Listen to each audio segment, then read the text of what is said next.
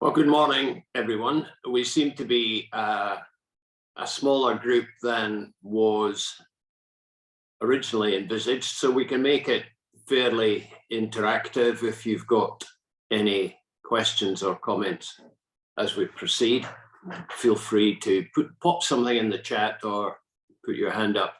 I'm sure you know how to work this online stuff better than me. We will allow, I'll finish about 10 to 10, the formal part, and no, 20 past rather, and we can leave a few minutes for questions at the end, but feel free to jump in at any point if you want to. So Bill George, who's an eminent professor at Harvard Business School, he says the main case for mindfulness is that if you're fully present, you will be more effective as a leader. So that's a bit of a no-brainer, I suppose. But Microsoft did some research a couple of years back, massive survey, 20,000 people, I think, participated. And they concluded that we spend about 50% of our time being distracted, and only 50% of our time on what we think we should be doing at that precise moment. Now, we all know that our devices help or hinder, if you like, that focus, but even we hinder ourselves sometimes by our mind wandering off elsewhere when we want to be concentrating, whether that's on a piece of work or a meeting we're attending. So I think the case for mindfulness is strong, especially for those of us who have got some form of leadership role, spend a lot of time with other people, whether that's online or face-to-face. And I kind of wish I had discovered it a bit earlier in my career. So in my 30s, I was a busy, stressed, occasionally very stressed executive, like you will, maybe none of you are stressed, that's why you're here, but you know, I was senior exec, pretty busy and occasionally stressed out, running from pillar to post. And then I went off, thankfully, my company sent me off to business school for a couple of months. And fortuitously, I bumped into yoga and meditation. So for about half my life now, I've been devoted to those practices with more and more focus on the mind, the workings of the mind, and how it's applicable to the business world that we operate in today. So can you just pop in the chat box whether you are a 1, 2, or 3. So 1, you're new to, kind of new to all this. 2, you've got some experience. And 3, you're fairly regular practitioner. So I just so that I get a handle on who we've got here.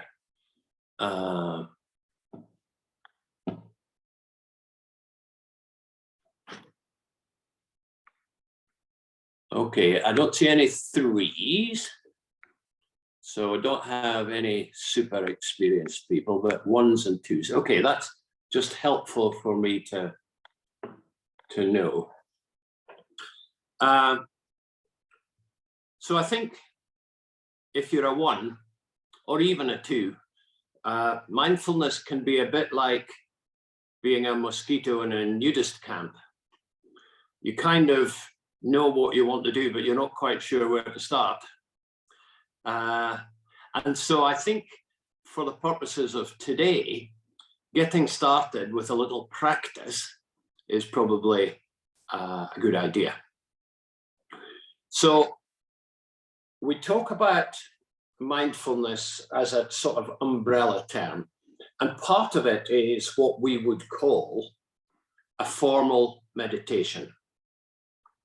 Now, some people might see that as being in a cave somewhere in the Himalayas for prolonged days and periods of time, but actually, increasingly, it's possible to do a formal mindfulness practice at your desk, whether you're at home or in the office. If you are in a busy office, most of us have got headphones we can put on, and that looks normal, so you're not doing anything that looks very different from your colleagues around the workspace. So this first little practice is a very fundamental 4 or 5 minute practice, which if you've never done something like this before, you should find quite interesting. There's no right or wrong, good or bad here. So just go with it. And the first thing to do is to think about your posture. And it does depend what sort of ergonomic chair, or like me, I'm in a kitchen chair, so I have put a cushion at my back so that I can straighten my spine. Feel as if you're balancing your weight evenly on the feet and the legs.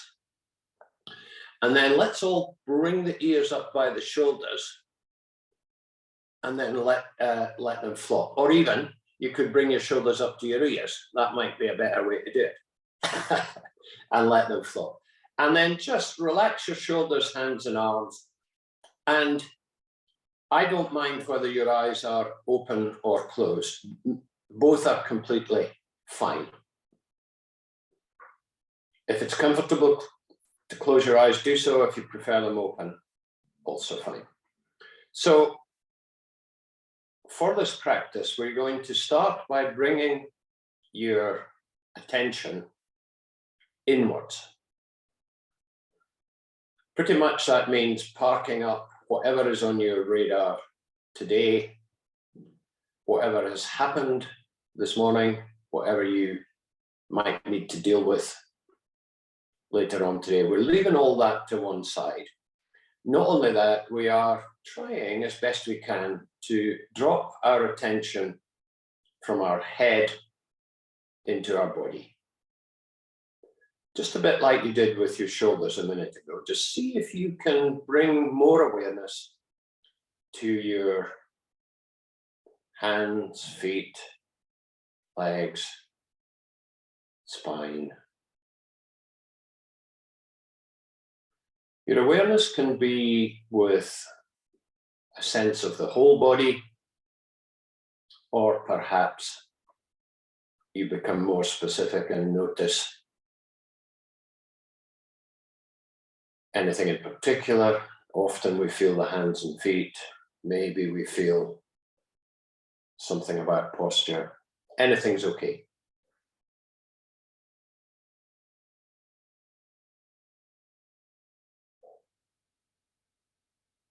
And then perhaps you can just escort your attention to your breath.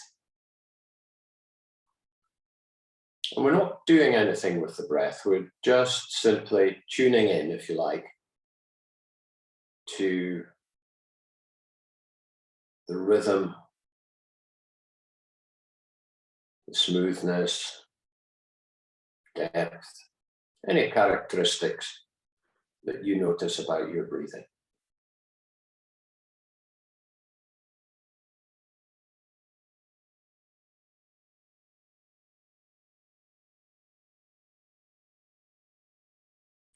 You might notice the mind wants to wander off somewhere else. That's normal.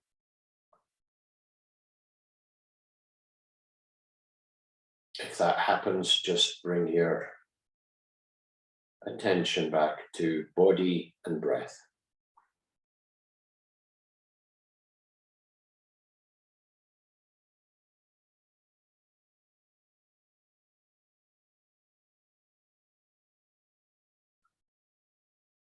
Sometimes we notice the breathing changes a little as we give it our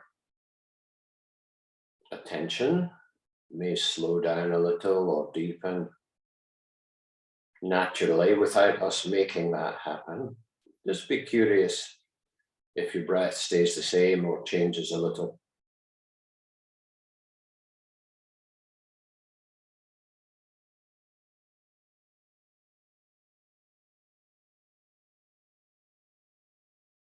possibly even in this short practice, you might just get a moment or two of stillness or calm or ease, even if the mind wants to be busier than that.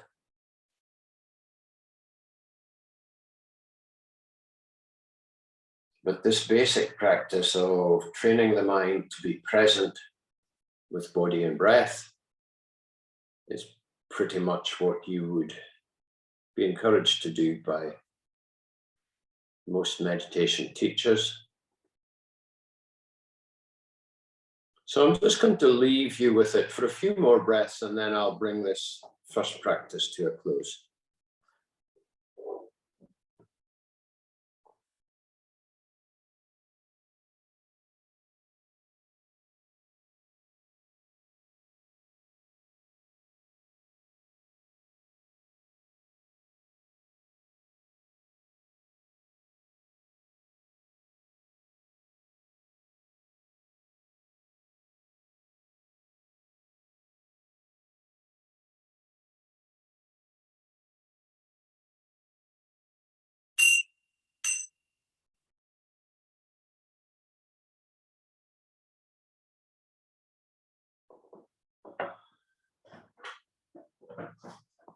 So how was it?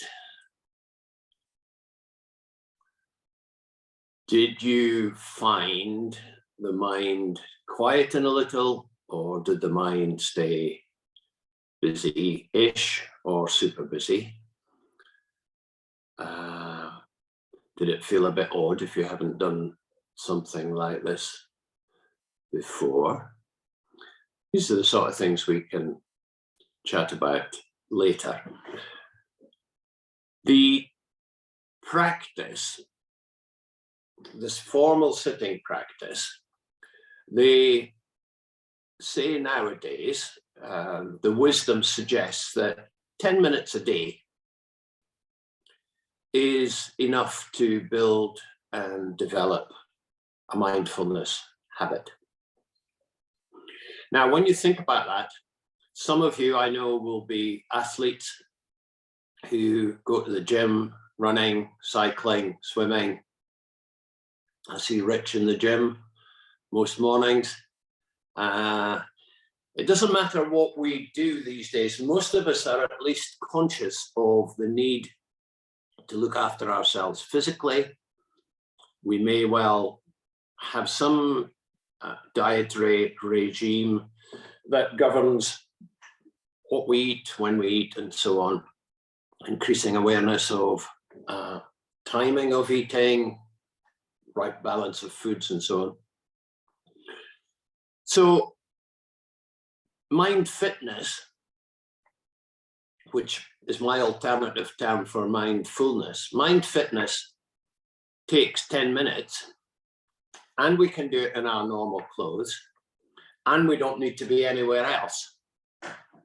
And yet, when I ask groups how many people do something to look after themselves physically, we get most hands go up. When I ask how many people do something to look after their mind, fewer hands go up. There's some sense, I think, of self-indulgence or criticism about setting even 10 minutes aside in a day to train your mind to be present. And 10 minutes is 1% of your waking hours. So roughly you're awake 1,000 minutes per day, and 10 of them devoted to mind fitness. Doesn't seem like a big ask. Lots of people find it hard, though.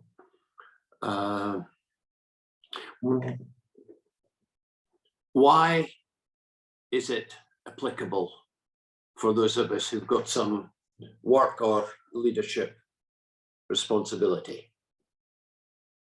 Well, I thought I would be very modern and look up my AI chat on, what I looked up was Work 3.0.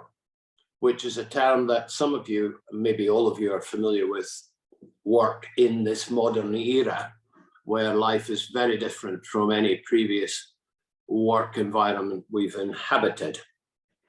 So I asked my AI chat about leadership in Work 3.0, and here are 3 things that it came up with. The first is leaders need to be open to new ideas.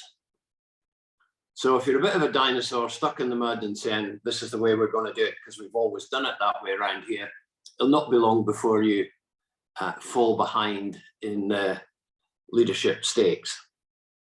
The second thing it came up with is this notion of empathy between the leader and his or her people, especially in a remote or a more remote world than most of us have been used to up to now. So building that level of empathy with our colleagues and those who work for us seems to be high priority. And then third, the element of trust. If we are remote, if we're asking people to get on with stuff, then there has to be a high level of trust between leader and people. So that was what came up when I asked about leadership in the current working environment. And then I asked my chatbot, what about mindful leadership? A term that's been around for quite some time. And what it came up with was 3 very similar answers. The first one was open and honest communications. Secondly was empathy. It chose the same word, building that empathic relationship with those around us.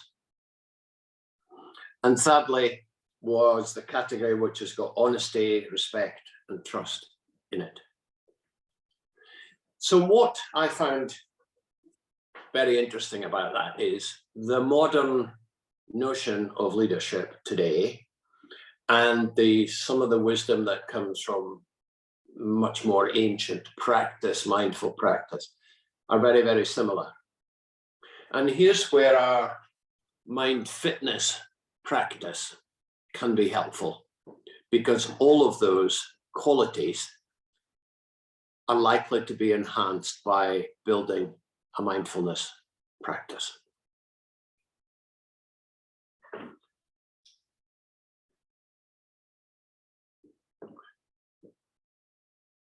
I heard someone say on a thing I was online that mindfulness training puts a bit of a spam filter in your head. It gets rid of some of the stuff that consumes space that might not be hugely valuable. And I certainly find that from my own daily practice, that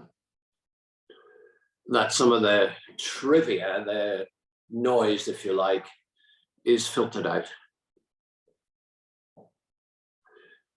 So what I thought we would do is a slightly longer practice, and I will give you a couple of guidelines as we go through, maybe just to help that filtering, that clarifying process.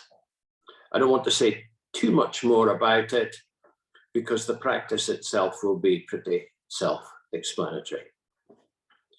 So we're going to come to comfortable seated posture just as we did before. I think it's important to always allow yourself time to settle physically.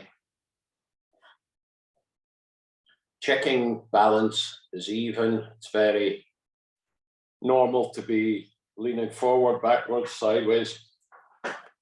Just take your seated posture, straighten your spine a little, relax the shoulders,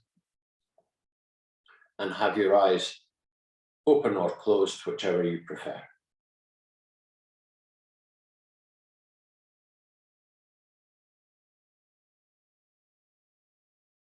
And as we did last time,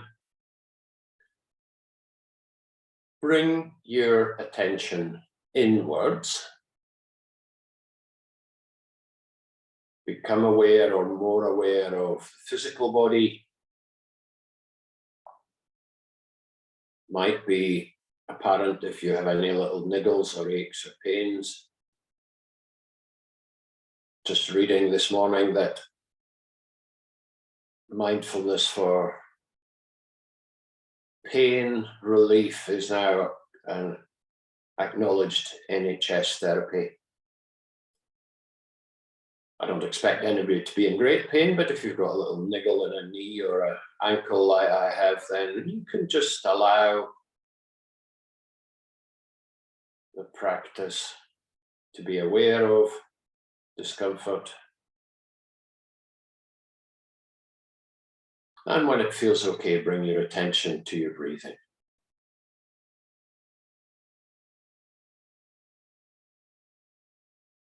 As best we can, dropping from our mind into our body.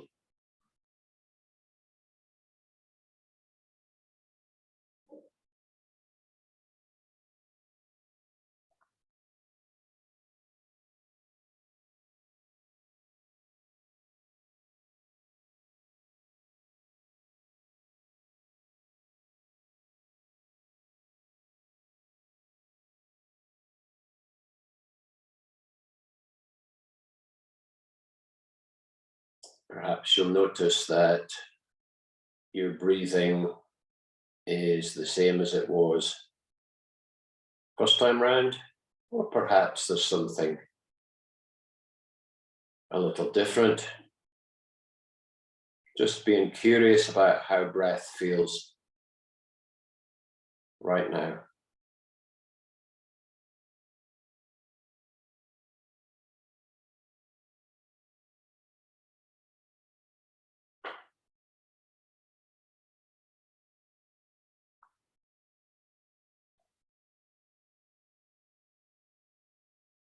Maybe you settle into a very easy, comfortable, relaxed rhythm and space. But even then, sometimes our mind wants to wander. And the guidance here is when you notice your mind has gone off, just give it a name silently.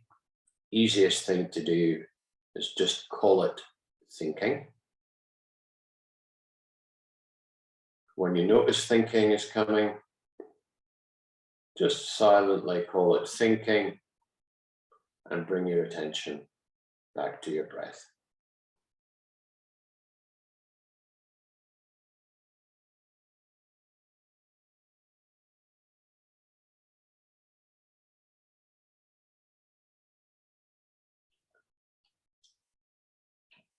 This is the training, this is the practice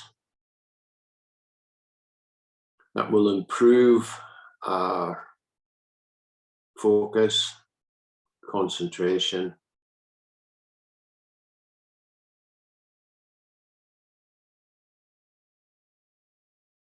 training the mind to be present, noticing if and when it wanders off, and calling it thinking, or planning, or worrying, if those terms, any of those terms feel appropriate. And once you've done that, coming back to the breath.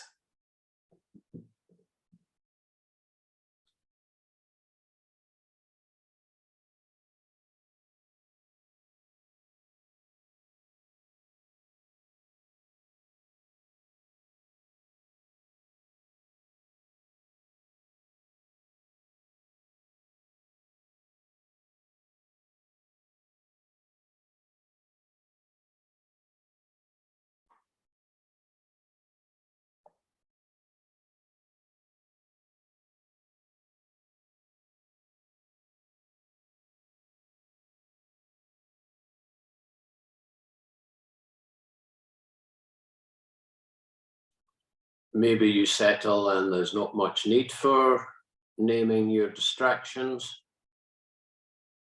Maybe it happens from time to time. Important to recognize there's no right or wrong, good or bad here.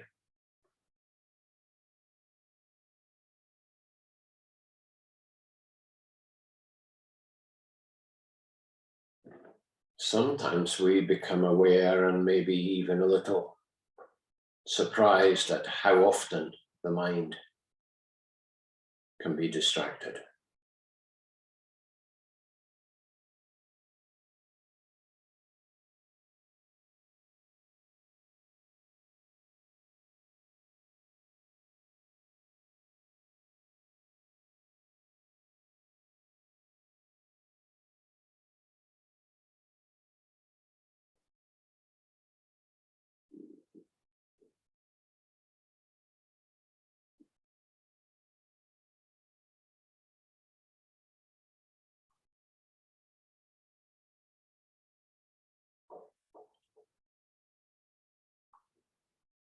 So I'm going to leave you just for about a minute with this practice before I bring this one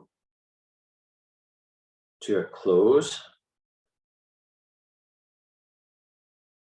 As best you can, staying with physical sensation and breath.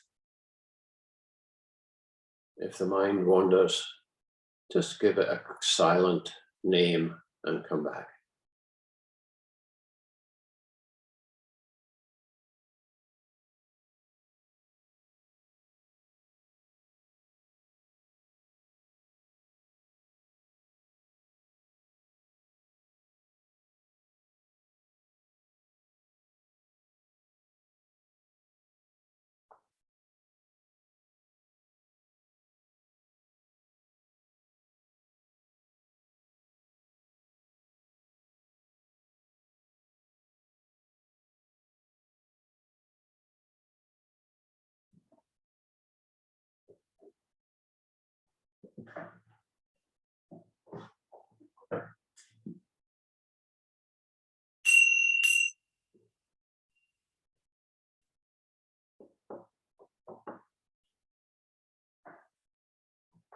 So what I think we'll do, rather than wait until the end for any comments or questions, it's a small enough group that I'm happy to just pause for a moment and take any questions or reflections you have so far. So if you want to unmute and say something, that would be cool. I find it really difficult, just being open and honest. I'm about to, this is very open and honest of me, I'm about to be tested for ADHD. And I find it really difficult to sit still and switch my mind off and do mindfulness. And I think you're not alone in that, Dawn, and I'm no expert on clinical application, but I do know that mindfulness training for people who are somewhere on the spectrum is increasingly being used, and you're no different to everybody else by finding it difficult, because that's the normal start point for most of us.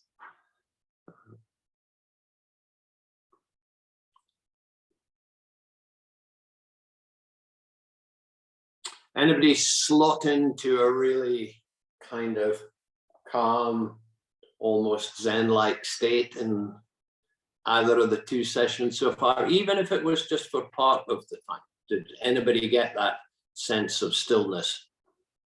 Yes, I got into the zone during the two practices for occasions, but of course, as you said, the mind did wander and then bring it back. I tend to find if I bring it back to my breathing, that helps me then go back into the zone. But it's really good, and I think you mentioned earlier, it's a bit like a spam filter in your brain. Helps to defrag the brain, I find. It just makes my thought process much clearer after I do a bit of mindfulness. And on Dawn's point there, it is actually difficult, but it's one of those things, if you practice it long enough, then you actually get used to it. It's about like running. If you're not very good at running to start with, the more you do, the better you get. And there was a program on TV a long time ago now when there was a class, I think it was in Holland or Belgium or one of the European countries, whereby they were practicing mindfulness with the kids. And one of the children had ADHD, and they looked forward to their mindfulness session because it helped them to really calm their brain down. So it's really, as I just said, people on the spectrum. I mean, we're all on the spectrum somewhere, but it does help if you can actually get into that routine, regular practice. It does help you to calm down your thoughts and to give you that calmness during that period of time. So very powerful, I think. Thank you, Martin. And Martin's observation there about, moments, whether they're 2 seconds or a bit longer it's a bit like if you're a golfer, most golfers, regardless of standard, hit the odd decent shot, which gives you hope. And mindfulness is a bit like that. There are bound to be moments when our practice just feels right, and not just for the calm and the stillness that it brings, but the clarity in the mind that can sometimes ensue when we do spam filter or declutter a little bit. It's not just in the moment. We become more likely to be effective afterwards if we found that bit of clarity during our practice, which perhaps should lead me now to mention informal mindfulness practice. So we've done 2 sessions here, which you would call formal. You've been sitting following my instructions or guidance, and you could do the same with an app or a video or something online. But informally, we all can find opportunities during the working day to be mindful. That might be 2 or 3 mindful breaths. It might be in a meeting, which you decide you're totally going to focus and listen to someone fully rather than on your device or distracted mind. Lots of opportunities to train our mind to be present, present themselves during the day, and the formal practice and the informal practice go hand in hand. Now, most of us will be doing informal mindfulness in some way. Even if it's by accident, you become captivated by something you're doing yourself or something you're doing with others, and your mind is fully present. So we can all do it. What we're talking about today is how to encourage and promote and develop that practice by setting a few minutes aside, whether you do it without assistance or whether you use an app to do it a little more formally, and they go hand in hand. They all help to develop our mindfulness. And as leaders, that is the quality that people are looking for in their leaders, that open to new ideas, open to what others are saying, that whole package of empathic communications. And of course, in 2023, we're in a different space than we've been really anywhere in the previous 23 years of this century, because widespread usage of mindfulness, mind fitness, whatever you want to call it, training, so much so that there have been programs running now. For example, US Marines have been using mindfulness training to, especially in combat areas, to make sure that troops are absolutely able to command their attention at that point, especially at that point if they're going to pull the trigger, to give them the best chance of making those judgments, those split-second judgments. You've got the All Blacks, you've got Harlequins Rugby Club. So if you take those notions of big, strong, fit men making last-minute decisions, it does put to one side some of the stuff that still exists around about this being all fluffy and over there and woo-woo. We can't be having that conversation anymore in 2023. It is mainstream in the world of work, the world of sport, education, of course, from primary through to business schools now, teaching some form of mind fitness. I have just finished, did 16 years teaching on the MBA programs at Durham University Business School. And my mindful leader component was an important part of that MBA project there. So we're well into maturity now, and yet business, and I think sadly small business, still needs a lot more penetration. And you can see, I think it's easier to see if you don't have an HR department. And there's one law firm, one of the world's big law firms called Denton's. They even have a chief mindfulness officer.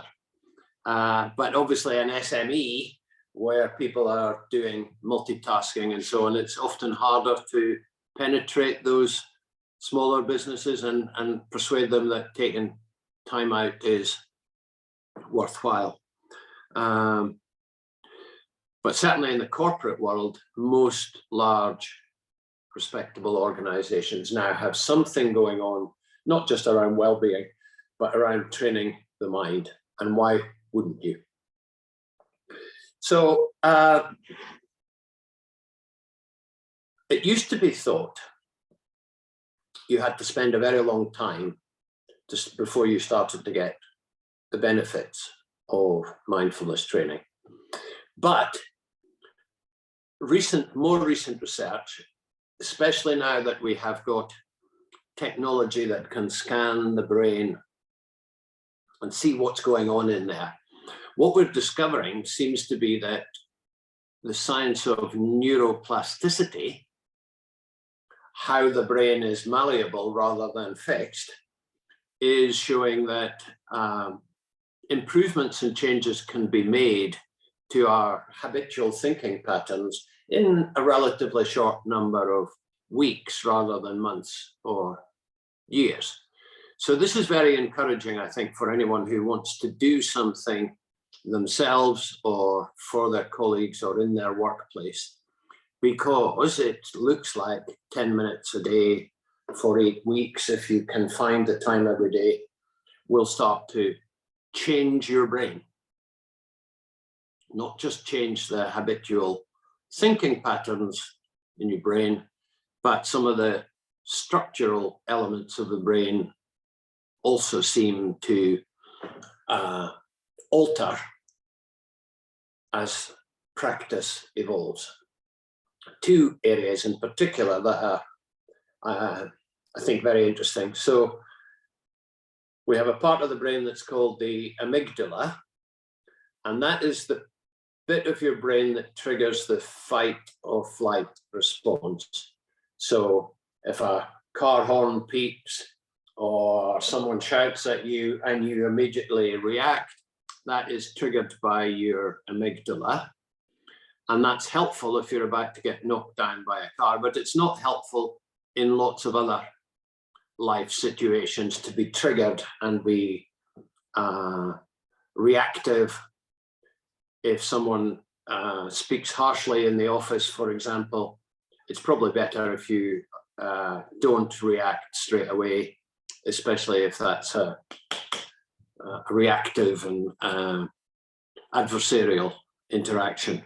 So mindfulness training has proved to just shrink and minimize to some extent the actions of the amygdala. And then coming to the most modern part of the brain, the prefrontal cortex, that seems to get strengthened. So we become more consciously able to control. It's called the executive center in the front of your brain. So if you're interested in that, you can Google away happily for hours on end looking at research into mindfulness and the effects on the brain.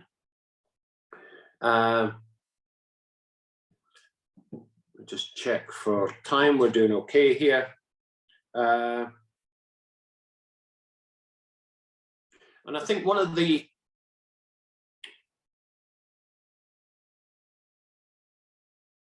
enduring benefits that I find myself over time is that I am less inclined to be hurried or pushed into fast responses and reactions when it's not necessary. And one of the coaches that I like, a lady called Nancy Klein, she says that hurry blocks our access to our deeper resources.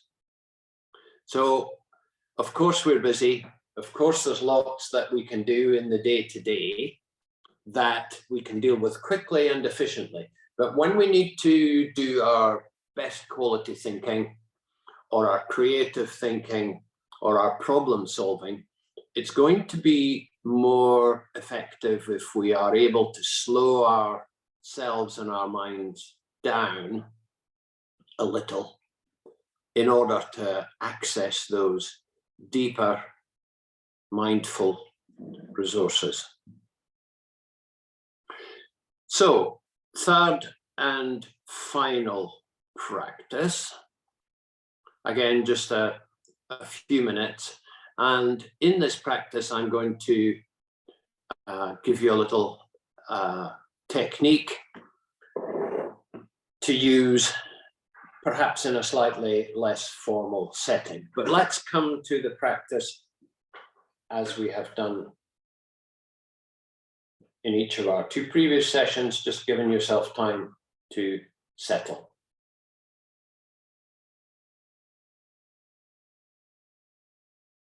Feeling balanced on the feet, legs, hands and arms, shoulders relaxed, spine straight, not too relaxed, just that midpoint.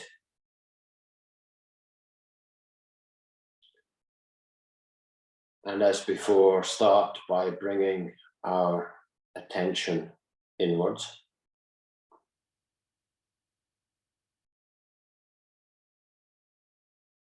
Tuning in to body and breath.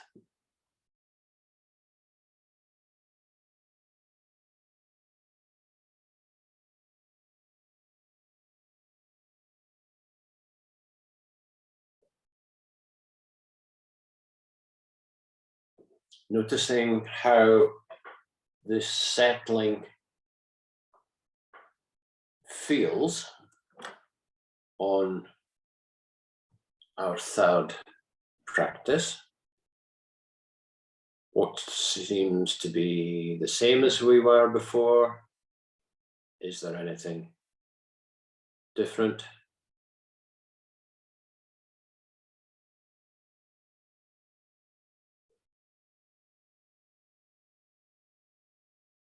No right or wrong, good or bad here.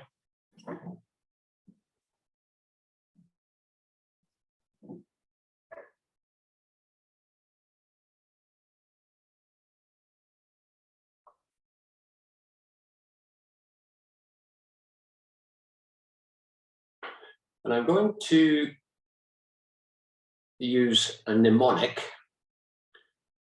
STOP, S-T-O-P, which can be helpful in a busy day if things especially are getting on top of us. So the S stands for stop. Whatever it is you're doing, if it's unproductive or stressful, just give yourself a stop.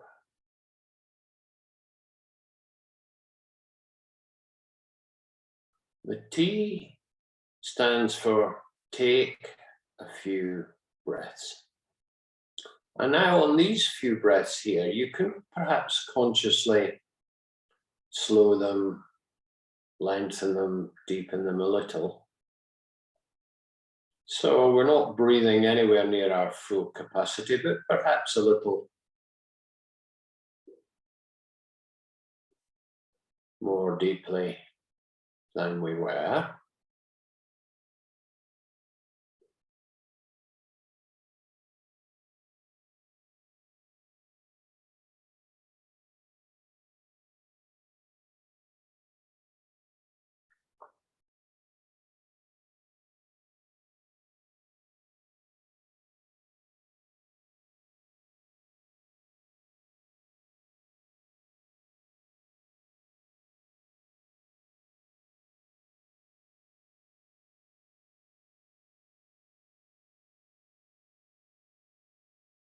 The O stands for organize, and that just means organize your thoughts, perhaps by asking what is really important now or shortly when this session finishes, just what comes to mind as being my priorities.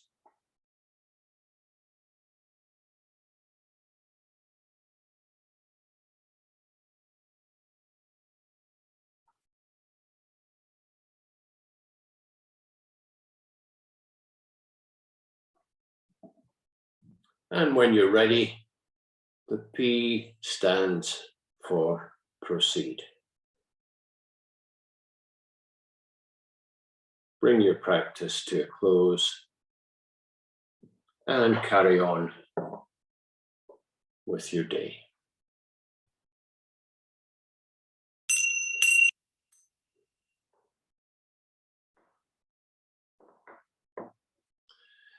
So that stop practice, along with 33, I think, other practices are on my YouTube site, which I've put in the chat box, along with my email and mobile number. And please feel free to get in touch if you've got any questions that you don't want to share and discuss now online. I'm happy to recommend or advise if you've got some questions about this subject. It's a massive subject. We've touched on a few bits of it today. And let me sum up by saying, I think there are three massive benefits for developing your own practice. The first is the one that most people would say or kind of know about. It's a well-being practice. Cutting ourselves a few minutes to become calm, still, and get some clarity in mind is a well-being. The second is it makes us more conscious of other people and more compassionate, more empathic in our relationships with others, when perhaps in the past we might have reacted quickly or harshly with others. We become more empathic and build better long-term relations with other people.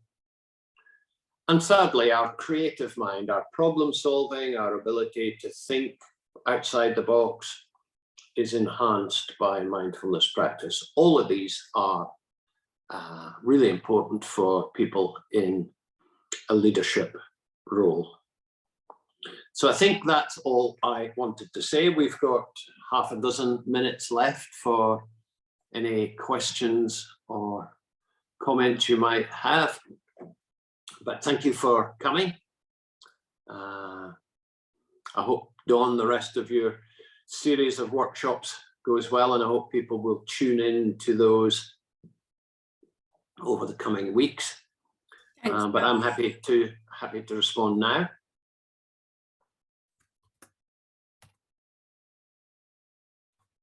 I've just posted in the chat the NEPIC Eventbrite page.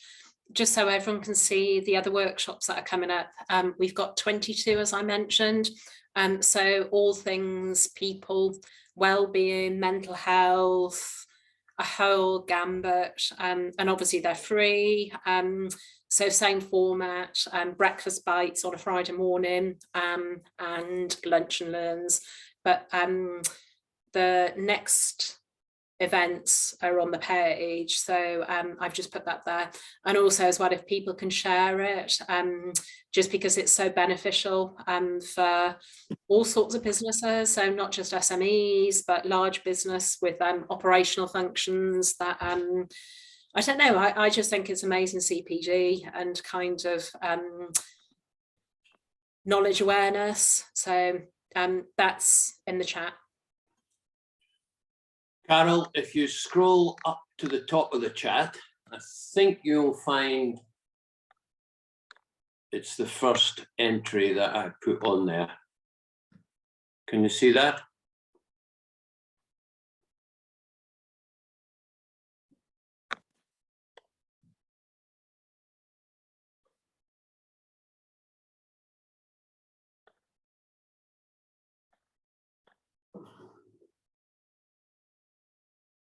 I've just reposted it at the bottom. Say again? I've just copied and reposted it on the bottom. Maybe you don't get them if you're not online. I don't know how that works. Yeah, it might be that, but I've just copied and pasted it, so it's at the bottom as well. Okay. Thanks, Dawn. Okay, have you got that now, Carol?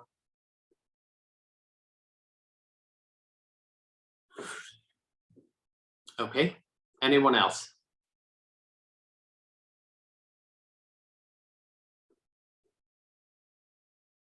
Just a quick thanks very much indeed for that session. It was very very interesting and very relaxing. And Dawn, are you going to be posting these recordings somewhere? Yeah, I've recorded it and then I'll share it afterwards. Fantastic. Obviously, I'll post them on the socials as well. Great, fantastic, thank you.